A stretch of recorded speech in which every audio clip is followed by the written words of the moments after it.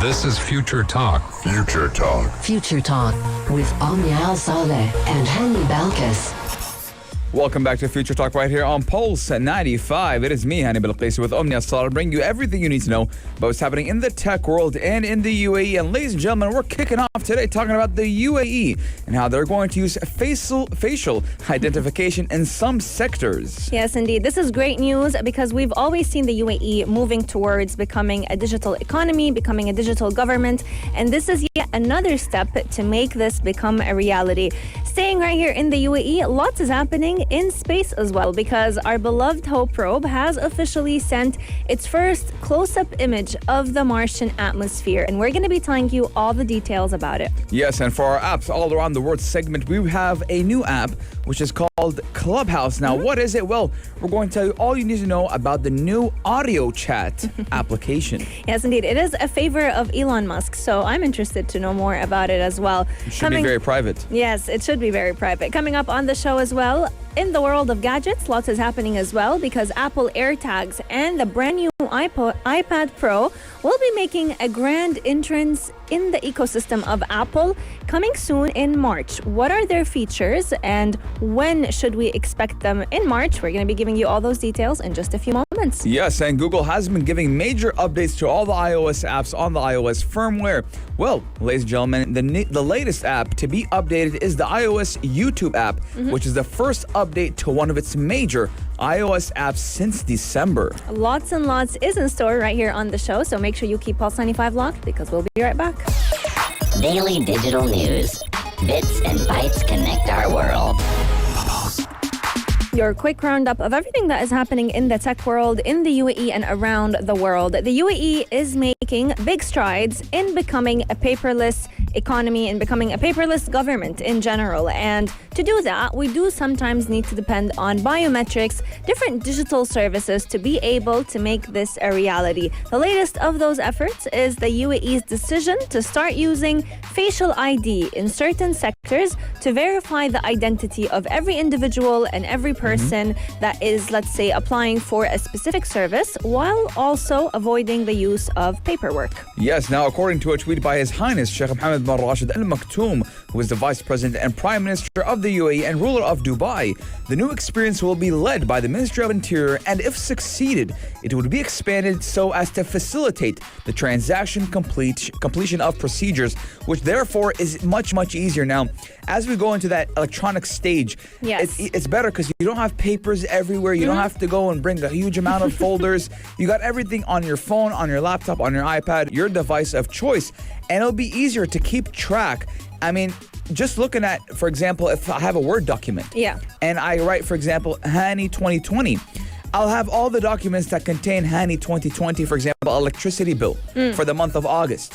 So I believe if we go digitally, it's going to be much easier for the consumer and for the governments and the entities that will be organizing our files. Absolutely. I'm sure many people living right here in the heart of Sharjah would agree with us whenever we're talking about the use of digital services. One example is Siwa. A lot of the times you can pay your bill online. You get your a detailed summary of what you've spent every single month, also digitally on your email, as a text message, and people have just become used to this as a way of life. But more specifically, when using the Face ID, I think what it does is also prevent you from forgetting your passwords, because your face will always be there. So why not use it Maybe as you forget your face. You can't really forget your face. You got your mask on. True. Just imagine now it's like Face ID with a mask or without a mask on. But I feel like it would make things a lot easier to access, especially because many banks also right here in the UAE, one of them is Sharjah Islamic Bank, their entire app is now based on biometrics. So you can log in through your Face ID, and this way you no longer have to worry about remembering your password, resetting it. Is it the right one? Is it a mistaken one? So it just makes things a lot easier. Yes, again, this is just upping the level of security on the sectors in general, whether it's private or government. Having that extra layer of security, number one, does give you a peace of mind. And number two, your things are most likely going to be safer because no one can guess your password, use your security recovery questions. Everything is there because, well, it is your face. Now, in a series of tweets, Sheikh Mohammed did say that he chaired a cabinet meeting during which he lauded the UAE historic achievement, which did make the Hope probe reach Mars. Now, again, they're going to look for the next 50 years right here in the UAE. And the launch of the Hope probe is the beginning. The digitalization of the government sectors, of private entities going digital, that is in line with their initiative to make the next 50 years great. Absolutely. And we do know that the Hope probe actually celebrated the UAE's Golden Jubilee year. So we're looking at the beginning of the coming 50 years becoming just as accomplished as the past 50 years. Let us know your thoughts. Are you excited for many services right here in the UAE to become more or less based on our Face ID rather than having to remember usernames and passwords continuously? Yes, and it's good for the environment. You won't have those papers stuck on your door anymore. It's all in the hand of your phone. Ladies and gentlemen, taking a short break. But when we come back, we're talking about the UAE Hope probe once again. Daily digital news. Bits and bytes connect our world. Ladies and gentlemen, we've been talking about the Hope probe for a while now, which was the Mars mission where a probe was launched into outer space to reach Mars. Now, obviously, I don't know why I'm explaining it to you because you know. If you live in the UAE. If you live in the world. Yes. You know it because this has made history. I mean, it was the third country in the world, first time to go into Mars space from the first try. Atmosphere from the first try. The fifth nation in the world, the first in the Arab world. There's so many achievements, I can just go on. But today we're talking about how the Hope probe has finally captured a stunning close-up image of Mars. Yes, indeed. Now, we were all excited for this image because we do know that it takes about a week for the rover to settle on the Martian atmosphere and be able to send back that close-up image of Mars. But it has arrived, and many people have been astonished by it because this photo was actually taken 24,700 kilometers above the surface of Mars, and it was shot by the spacecraft's onboard camera. So looking at it, you know, it's a great accomplishment because, as you've mentioned, Hani, it's the first ever air probe to actually send back an image of the red planet's surface. But also, it does mark the UAE's efforts in space exploration, and it just showcases how many new discoveries this mission will be bringing back regarding Martian atmosphere, but also how we can relate it to Earth's atmosphere. Yes, and I mean, again, this is amazing. I mean, not every day will you get a picture of Mars. Now, it is the first picture of Mars, which was captured by the first ever Arab probe in history. Yes. Now, even Sheikh Mohammed bin Zayed, Crown Prince of Abu Dhabi and Deputy Supreme Commander of the Armed Forces, also shared the image, describing its transmission as a defining moment in our history. He also went on and said it marks the UAE joining advanced nations evolved in space exploration. And we hope this mission will lead to new discoveries about Mars, which will benefit humanity. Now, in the first photo of Mars captured by the spacecraft while in orbit. Now, again, I'm looking at the picture right now. It does kind of resemble Earth a little bit. I mean, it looks like there's obviously, I don't know if there's water or not. There's crystals. History says that there used to be water on the Martian atmosphere, but then something happened and it no longer is there. And that's part of the reason why a lot of researchers are actually interested in studying the Martian atmosphere. Yeah, I mean, I'm looking at it and it looks like we have land. It looks amazing. Now, I'm not no astronaut, no scientist, but it does look like we're going to get a lot of information. And experts are saying we are going to learn a lot from Mars and apply it to the Earth's atmosphere and the Earth in general. Yes, and we're looking at data coming back to planet Earth in the year 2023 from April, or starting from April. This is when the mission will basically end, but we'll be getting information starting from April of this year up until then. And we're looking at about 1 terabyte of brand new data coming in, findings that will be freely shared with researchers across the world at no cost. About 200 scientific and educational institutions will be able to use this information to basically advance the knowledge that we have about Earth's atmosphere. Now, as you've mentioned, Hani, the Hope probe still has a long journey ahead of it. Its scientific mission is only starting, and this picture actually marks the beginning of a great achievement by the UAE that we will definitely keep you updated on. Yes, ladies and gentlemen, if you have seen the picture of Mars, do text in at 4215 or on our Instagram at Pulse95Radio. Let us know what you think. And if you haven't seen it, well, you're missing out. Yes, indeed. Coming up on the show, we still have lots and lots in store for all of you. We're going to be talking about an interesting application that has been making social media basically go crazy. One of them is Elon Musk. He is in love with this application, and it is called Clubhouse. What is it about? We're going to be giving you all those details in just a few moments. Pulse 95. Apps all around. What's worth a click and download?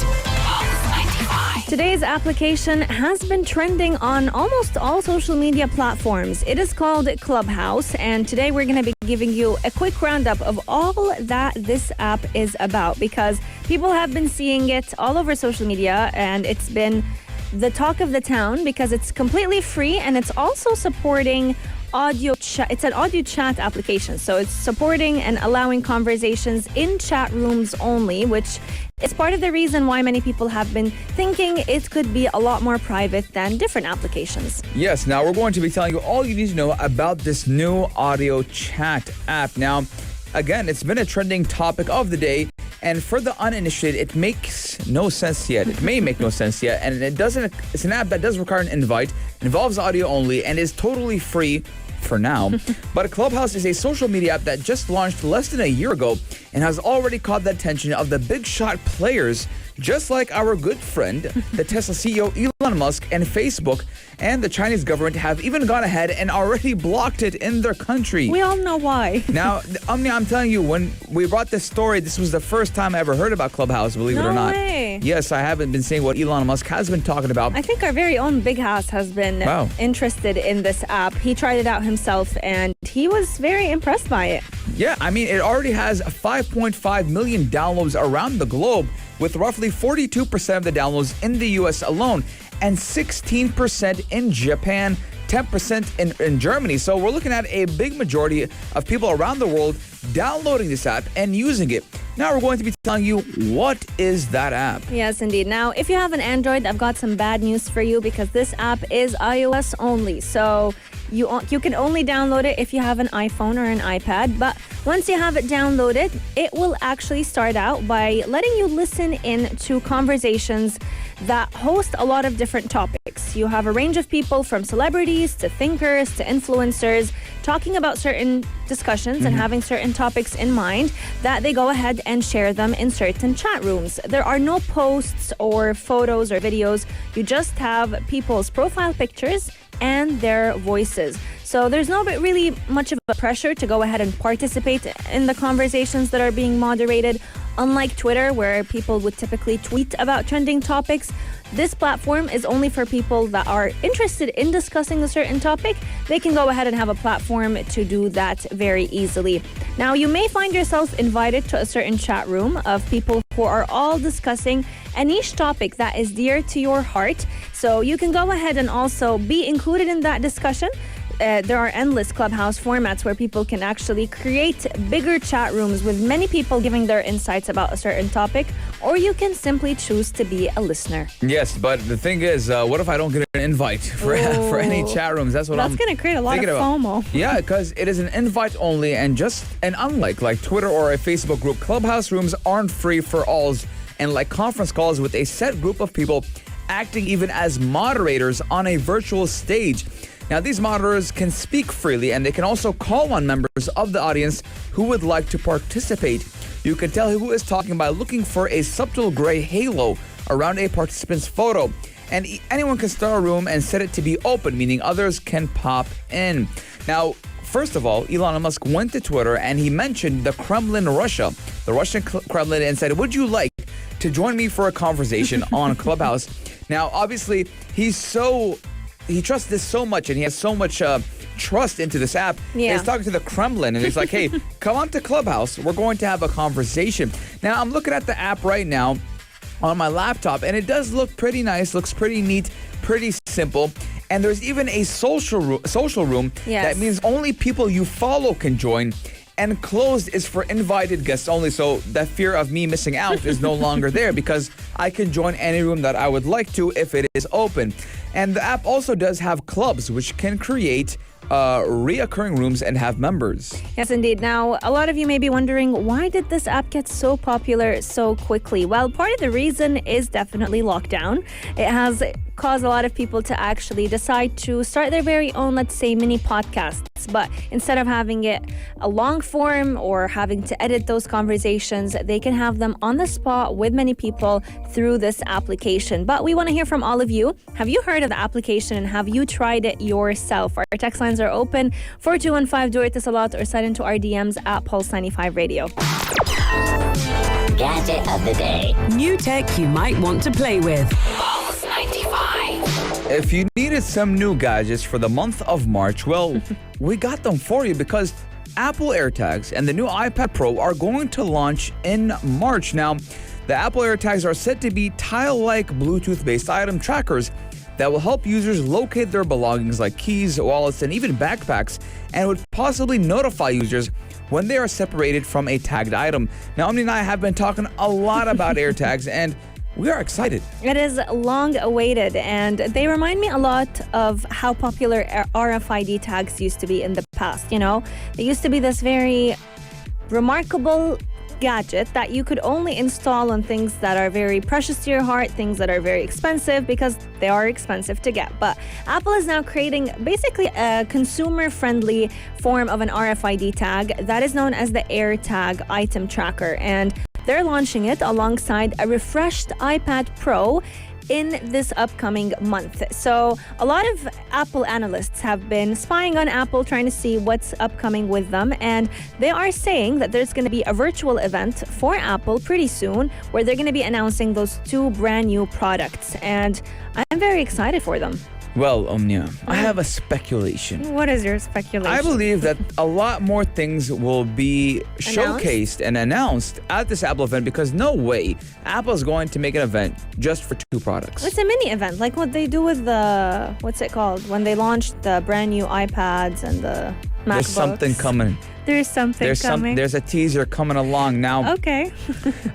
Again, the iPad Pro 2021 is rumored to focus on two key additions. Namely, the models are set to be the first to use mini LED displays, and some even pricier variants will likely offer 5G connectivity, which is very big.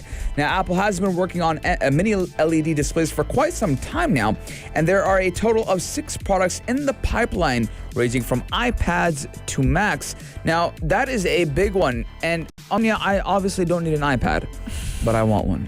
I know. You want all of Apple's products. What's new? I don't know what's my problem. I really believe addict. I have a problem. I think it's an addiction to Apple products. I just like it. You need the sponsorship from Apple. I mean, at this like point. really, Omnia. Like, I've bought an iPad in the past. Okay. And because I wasn't using it as much, I gave it away to my family. to my mama, and she uses it. And now I'm like, hey, Matt, what if I just had an iPad instead of having the laptop on my tummy when I'm in bed watching movies, right? And then I'll buy. Then I know what will happen. I'll buy an iPad. And I won't pen? use it. Oh, okay. I wanted the pen. Yeah, I really like the whole concept of having the iPad and the pen. But I know wanna be an I artist. can probably do a hangman.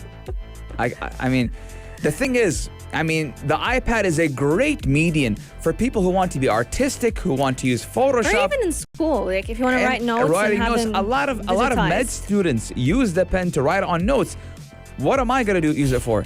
That's the question. I'm not an artist and I'm not a med student. And I mean, there's a lot of good things that you can do with the pen. And I do believe the iPad with that mini LED display will be a game changer for people who are avid users of the iPad. Also, having 5G connectivity in an iPad, that's going to be interesting. I think that would be the first iPad Pro to come with 5G connectivity. Hopefully, they won't have that problem like they had with my phone when I had to actually wait for a new update for my connectivity to actually be working because it would always cut off, and I had to actually, for a good amount of time, for 3 months, I think it was two months, I was using only 4G. Oh God! Even though I changed my SIM, I did everything, and the problem was with the iOS, not with my carrier. Now, this is going to be great news because, as you've mentioned, Hani, Apple AirTags, they've been in the pipeline for a couple of years now, and we've constantly talked about rumors about them. Many people were saying, oh, it's just a scam. They're not really going to be working on Apple AirTags. But, the rumors have been confirmed. Apple is officially launching its brand new AirTags in this upcoming month. When exactly in March, we still don't have an official release date, but we'll definitely keep you updated once that is announced. Now, Omnia, what would you put your AirTags on? Great question. Definitely my wallet. Okay, you can stick it in your wallet. Oh, yeah. And your purse. Because that gets lost a lot of the times. I think my car keys as well. Okay. What about you? My glasses. Your But that can't Good happen. question. Where are your glasses That today? can't happen. Where I are can't- your glasses They're right here. But Okay. I can't use them. I can't put them on my... What if they create miniature AirTags? You never know. I mean, who knows? Apple's creative. But, you know, like in the morning, I'll be going, oh, where's my glasses? Mama, where's my glasses? It'll go crazy. But 4215 Slot or on our Instagram, at Pulse95 Radio, we would like to know, if you had those AirTags, what would you place it on? Would you place it on your glasses like me or in your purse like Omnia? Our text lines are open, taking a short break, but when we come back, we're still talking about iOS because Google has updated its iOS YouTube app. Pulse 95. Apps all around. What's worth a click and download? Today's discussion has a lot to do with Apple, but Google and Apple are coming hand in hand to try and see what they can do to fix iOS applications because Google has provided a bug fix for its iOS YouTube app. And this is the first update that a major Google iOS app has had since the month of December. Yes, indeed, Omni. You're 100% correct. The iOS YouTube app is being updated, and that is a big one. Now, how much time do you spend on your phone or on your iPad watching YouTube? Quite a lot of time. Yeah, I think I had like 4 hours It's bad. because I like to watch documentaries It's while more I'm than in bed. Netflix even. Like, I'll be on my bed, like, you know, I'm just laying down watching YouTube. On your phone? On my phone. Like, that's why I want an iPad, but then I get an iPad, and it's too big to lay down on. So there's my dilemma. But Google has provided a bug fix to fix iOS YouTube app. And Google apps are being updated with new features to fix bugs. And you're going to be seeing updates on the app page listing that does include the new app privacy details. Now, these details will represent the maximum categories of data that could be collected, which does mean if you use available features and service in the app, the data you provide to Google products will deliver helpful services to you. And you can always control your privacy settings by visiting Google account or even going directly to the Google products you use on iOS. Yes, now we do know that Apple recently launched with their iOS 14 update what they called nutrition labels or privacy. Food? You would think they're related to food, but they're actually privacy nutrition labels. So they're trying to basically cater more towards the privacy of a user versus the privacy of businesses or other applications. Yeah. What? Yeah. Not interested? No, it's not that If you're it's not not interested. food? You said cater and then you said nutrition label. Yes, so now So- all you think about is food. Yes, because catering like cakes and Yes. then nutrition like food. So now I'm hungry, Omnia. Well, I mean, Apple definitely can't provide you with food, but they are asking a lot of companies and app developers to adjust their applications to make them a bit more user information friendly, to be specific. And the first of these apps to be adjusted has been YouTube, but coming up, we're looking at Gmail, we're looking at different Google apps like Google Translate, also becoming adjusted to the brand new iOS privacy features. Yeah, and even Google Photos. Now, I'm going to give you a nice trick for all the iOS users. Ladies and gentlemen, if you kind of suffer from iCloud storage when you're using your apps, not your apps, for your photos, what you can do is download Google Photos. And I think, correct me if I'm wrong, but I do believe I think it's unlimited storage. Ooh. I think, or it's a ridiculous amount that you have for free. I love that. And can you access it on Drive? You can access it wherever you want. That is amazing. So a lot of people, a lot of tech enthusiasts, and a lot of photographers, they use Google Photos on their iOS. But then would they sync immediately? So they like, sync immediately. if Yes. I take a photo on my iPhone, it'll immediately be available on Google Photos. It'll be uploaded to the cloud. I and then like that. a lot. So because photographers, they'll edit on their phone or they'll edit on their iPad or computer. So when it's synced, you don't need to transfer anything. So a lot of them do that. So that is a trick if you suffer from not a lot of storage on your Photos app. iCloud storage can definitely be a hassle, and I did pay for that extra storage, and it deducts from my account every month, but I'm still somehow running out of storage. Yeah, you know what? I'm thinking I'm going to call Tim Cook. So I'm going to have a word with him because I've opted for that 200 gigabyte storage.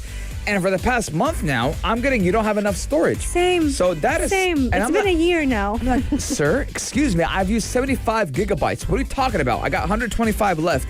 And, you know, at some point I was trying to look and try to optimize my storage. I was like, you know what? Forget it. Don't back it up. I don't want my stuff backed up. I know, and it's frustrating because it's like, what is the point? At the end of the day, if I'm planning to change my phone, Yes, my phone dropped, Omnia. Is everything okay with the phone department? Omnia, I think my phone got upset, or the universe is telling me. I was just gonna say, I think Tim Cook is Yeah. pretty angry at your frustration regarding iCloud. Because, ladies and gentlemen, my phone just dropped. I picked it up and hit the table. Dropped again. Yeah, and hit the table. So I think we're not talking about Apple for today or the next couple of days, ladies and gentlemen. My phone, I like it a lot. I do not want to break it. But let us know your guys' thoughts, 4215 do it slot, or on our Instagram at Pulse95 Radio. How often do you use the YouTube app on your phone, iPad, or iPad?